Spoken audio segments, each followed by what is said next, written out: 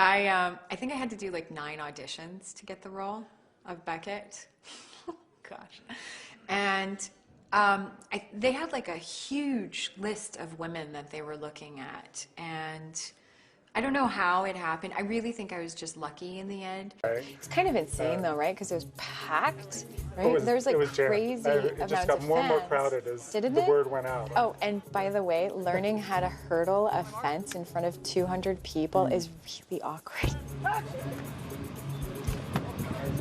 Stana, she's very game to do any of those stunts. You have to hold her back. She wants to do all of them, but she did very well. Beckett's really constrained in New York. When she comes out to Los Angeles, you know, she has to go rogue. She doesn't have the mantle of authority anymore.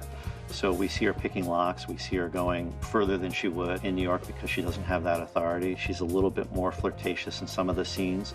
So we absolutely wanted Beckett to have a different look, a much more relaxed look when she came to Los Angeles. The first season especially, it was very important for the writers and the producers to say she is a cop. She needs to be taken seriously. And since then we were given a bit more latitude to just move away from that because we've already proved the point. The first season, her hair was really short and stylized. I think that the producers really liked that look for Beckett, but also Stana thought that Beckett should be a little softer and a little bit more feminine.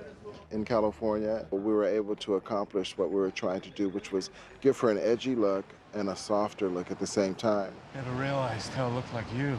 For makeup purposes, she was a little bit more tan and a little bit more glowy. Just kind of showed the Beckett side of having more fun and not so like uptight.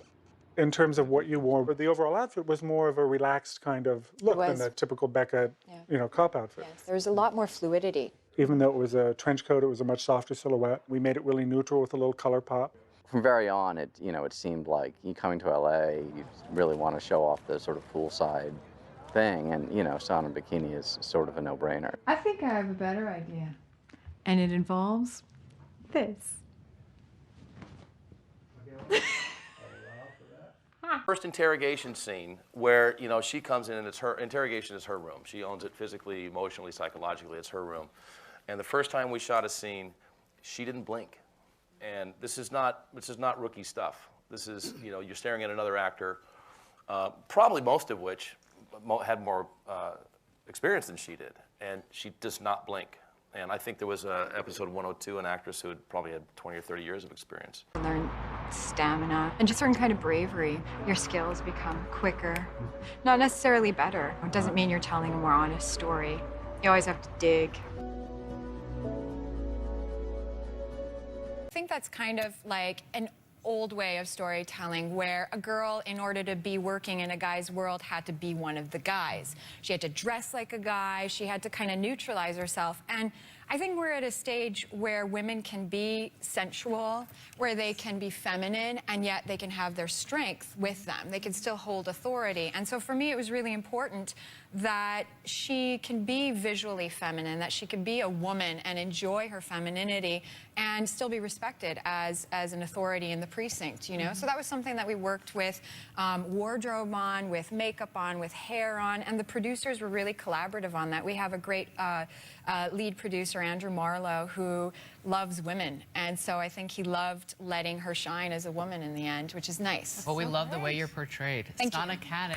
Yeah, I admire Beckett. I think she's just a beautiful, strong woman who makes mistakes and tries to do her best. I love people with flaws who are just trying to grow and to keep progressing, whether it's personally or professionally, and I think she's quite an impressive woman and quite an impressive kind of female role model.